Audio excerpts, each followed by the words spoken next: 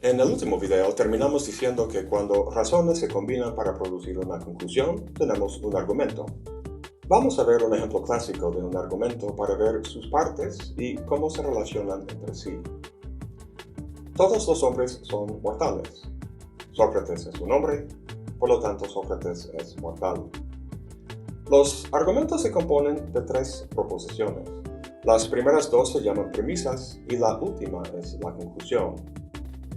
Fíjate que hay muchas cosas que podemos observar de Sócrates que no requieren de argumento. Por ejemplo, es un hombre, es calvo, es barbudo.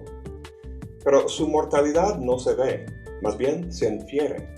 Para observar abrimos los ojos. Para inferir o razonar nos apoyamos en otros conocimientos. En este caso, las primeras dos premisas. Para entender la naturaleza de las premisas, vamos a fijarnos un momento en la estructura de las proposiciones. Una proposición consta de un sujeto y un predicado. Un predicado es una cualidad o propiedad, como ser mortal o ser hombre. El sujeto es aquello que tiene esa cualidad. Sócrates, por ejemplo, es el sujeto que tiene la cualidad de ser hombre. Ahora bien, volviendo a las premisas, la primera se llama la premisa mayor y la segunda es la menor. La premisa mayor contiene el predicado de la conclusión, ser mortal, y la premisa menor contiene el sujeto, Sócrates.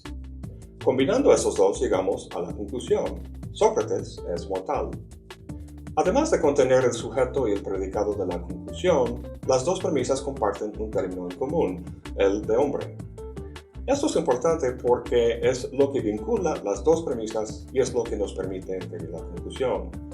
Si dijéramos, por ejemplo, Sócrates es un extraterrestre, la conclusión no se seguiría porque faltaría ese término en común. Muy bien, tenemos entonces que un argumento es una forma de inferencia en la que la combinación de una premisa mayor y una menor implica lógicamente la conclusión. Considera el siguiente argumento. Todos los hombres son calvos. Barack Obama es un hombre. Por lo tanto, Barack Obama es calvo. Este argumento tiene exactamente la misma forma que el argumento sobre Sócrates. Sin embargo, sabemos que la conclusión es falsa.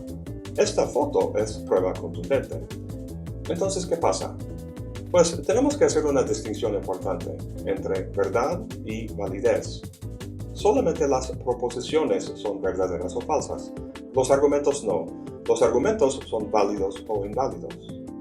Lo que hace que una proposición sea verdadera o falsa es algún estado de cosas en el mundo. Barack Obama es un hombre o no lo es.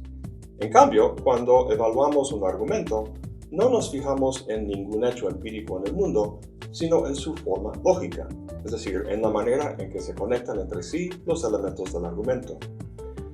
En nuestro argumento sobre Obama, aunque una de las premisas es falsa, el argumento es válido debido a su forma.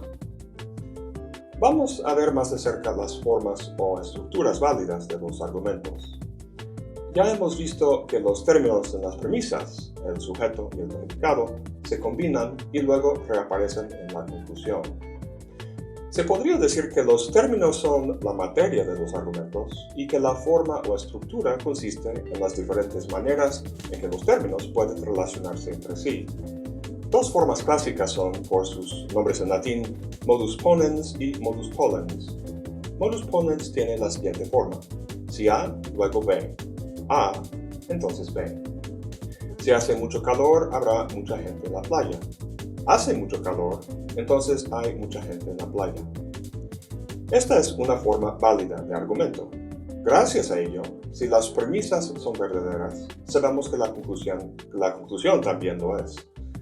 El modus tollens es como sigue: si A, luego B. No B, entonces no A. Si Juan tiene diabetes, está enfermo. Juan no está enfermo, entonces Juan no tiene diabetes. Esta forma también es válida. La conclusión es una consecuencia necesaria de lo que está implícito en las premisas. En la lógica, los argumentos deductivos como estos que hemos visto se llaman también silogismos. La etimología de esta palabra es muy esclarecedora. Viene del griego sin, que significa con, y logos, que significa razón. Juan no tiene diabetes. Con razón. Bueno, vamos a modificar un poco este silogismo de modus tollens. En vez de negar B, vamos a negar A ver qué pasa. Si Juan tiene diabetes, está enfermo. Juan no tiene diabetes, entonces Juan no está enfermo. Este argumento es inválido porque hemos cambiado su orden o estructura. El hecho de no tener diabetes no implica que Juan no esté enfermo. Hay muchas enfermedades más que puede tener. Créanlo o no, hay 256 formas distintas en las que un silogismo puede elaborarse, y solo 24 de ellas son válidas. Las demás son inválidas o, como también se dice, falaces. Cuando las premisas de un argumento no apoyan a la conclusión, el argumento es una falacia. Ahora bien, hay dos tipos de falacia, falacias formales y falacias informales. El problema con una falacia formal estriba precisamente en su forma o estructura. La forma está mal, como vimos en el último argumento sobre el diabetes, y es por eso que la conclusión no se sigue de las premisas. El problema con las falacias informales no es la forma lógica del argumento, sino un problema con la expresión o significado del lenguaje que se utiliza, o con ciertos errores de la relación de causa y efecto, o trampas psicológicas y otros temas de orden no estrictamente lógico. Este tipo de falacia es el que más fácil o comúnmente nos engaña, entonces en los próximos módulos vamos a ocuparnos únicamente de ello. Obviamente, para que uno piense bien por cuenta propia, para que reflexione y haga propuestas razonadas, es importante entender las formas válidas de argumentación y otros temas de la lógica, pero esta no es la intención del curso. Me encantaría que pudieras razonar como el señor Spock, pero si al menos logras identificar los argumentos tramposos de políticos, mercadólogos y pseudocientíficos New Age, pues eso ya es mucha ganancia. Entonces, no vamos a analizar todas esas formas válidas de argumento, aunque sí es importante entender la naturaleza básica de los argumentos, que su estructura es lo que hace que el razonamiento sea tan poderoso. El tipo de argumento que hemos visto hasta ahora, con los ejemplos de Sócrates, Obama y la diabetes, son argumentos deductivos. Si están bien formados, la conclusión se sigue necesariamente a partir de las premisas. Además, la información que transmite la conclusión ya estaba presente en las premisas, solo que teníamos que desenredarla para verla claramente. Pues hay otro tipo de argumento que se llama inductivo. Eso lo veremos en el próximo video.